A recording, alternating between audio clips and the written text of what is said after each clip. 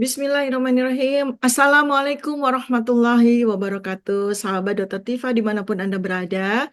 Hari ini saya akan mengajak Anda untuk menyimak analisis saya terkait dengan bagaimana sikap Amerika Serikat terhadap Indonesia ketika Amerika Serikat tahu Indonesia tergabung di dalam BRICS ya, yang merupakan lawan dari Amerika dan sekutunya nih. Kan tentu saja itu menjadi hal yang sangat menarik untuk kita cermati sebab ini menyangkut keselamatan negara kita nih gitu ya dengan keberanian dari Presiden Prabowo untuk mereka anggotaan Indonesia masuk ke BRICS. Ini kan tentu saja kalau boleh kita teropong gitu ya mungkin Donald Trump sebagai Presiden Amerika mencak-mencak nih dengan fakta ini kan ya. Tetapi bukan soal mencak-mencaknya nih teman-teman ya, tetapi bagaimana kita punya konsekuensi, banyak konsekuensi dengan kedekatan kita yang makin intens dengan Cina dan kawan-kawan ketimbang dengan Amerika ya.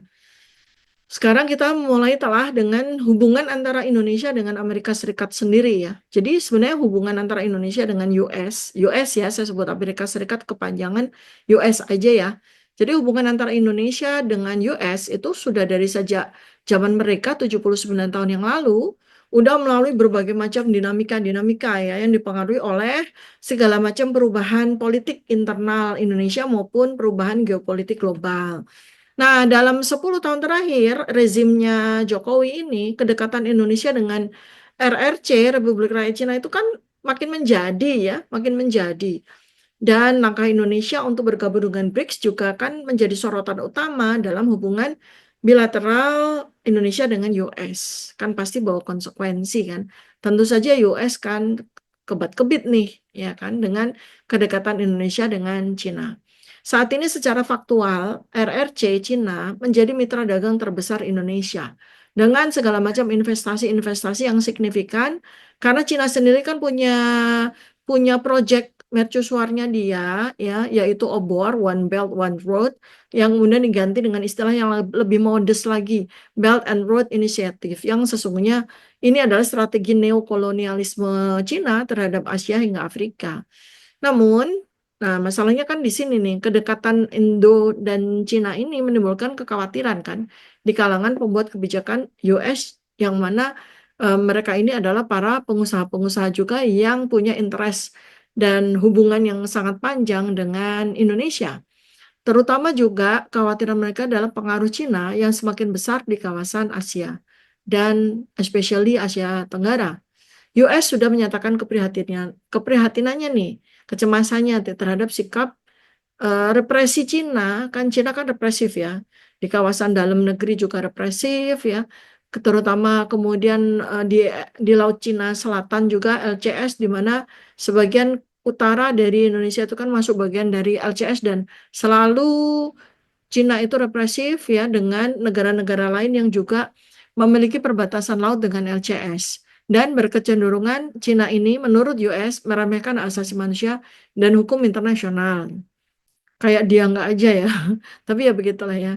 Nah, meskipun demikian, ketika faktanya Indonesia sudah memilih untuk masuk BRICS, artinya kan menjadi poros lawan dari porosnya US NATO, US mengatakan tetap berkomitmen untuk memperkuat hubungan dengan Indonesia melalui berbagai macam inisiatif-inisiatif kan, seperti Indo-Pacific Strategy, di mana di situ US berusaha untuk meningkatkan kerjasama di bidang ekonomi, keamanan, pendidikan dengan Indonesia untuk memastikan keseimbangan kekuatan di kawasan Indo-Pasifik, terutama di Asia Tenggara, di mana Indonesia gajah paling besar nih di Asia Tenggara itu, sehingga Amerika juga tetap harus memiliki eh, tonggak ya untuk menancapkan kekuatan di negara ini.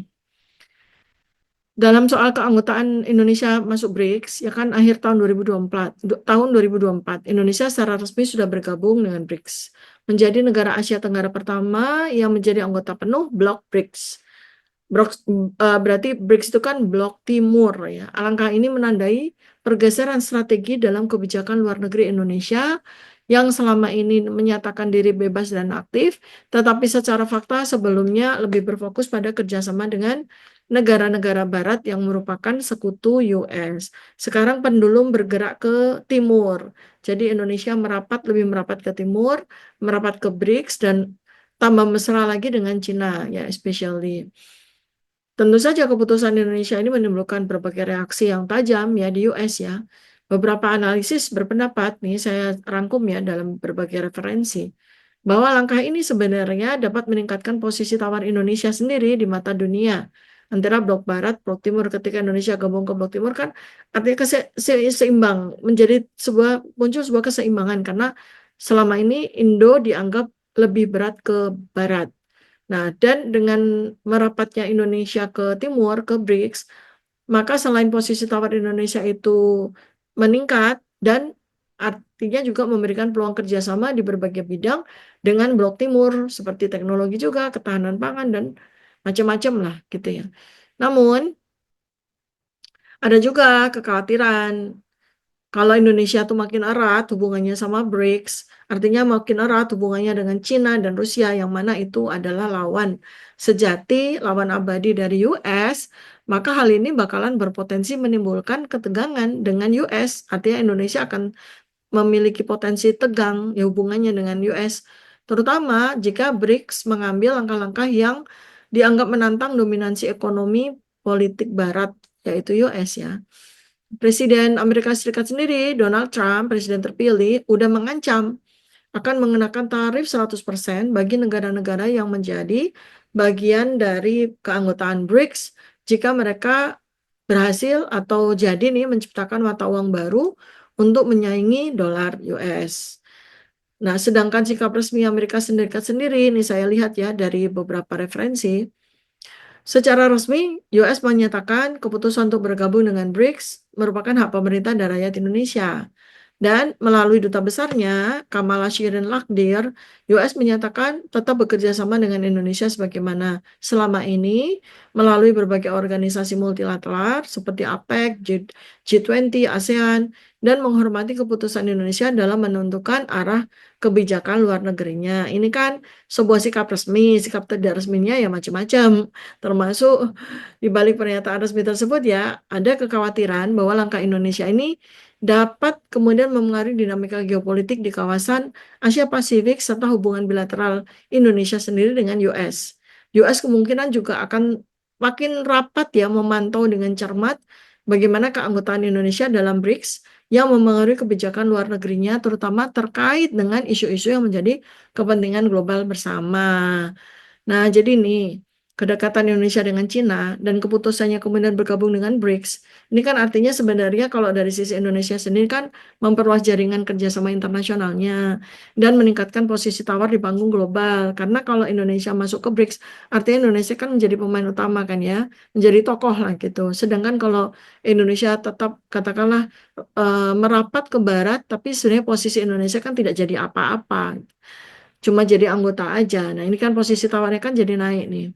Artinya US tidak bisa lagi menganggap sebelah mata Indonesia atas keputusannya masuk BRICS.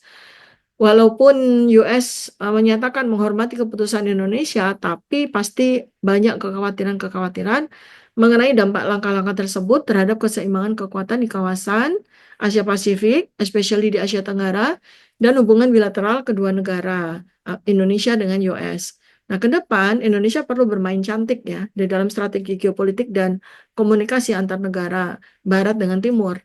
Karena sebetulnya kan Indonesia itu dalam posisi sentral, dalam posisi tengah, diharapkan sebenarnya itu paling bagus tuh tetap bebas dan aktif ya. Artinya tidak masuk zona-zona merapat ke atau mendekat ke salah satu blok gitu.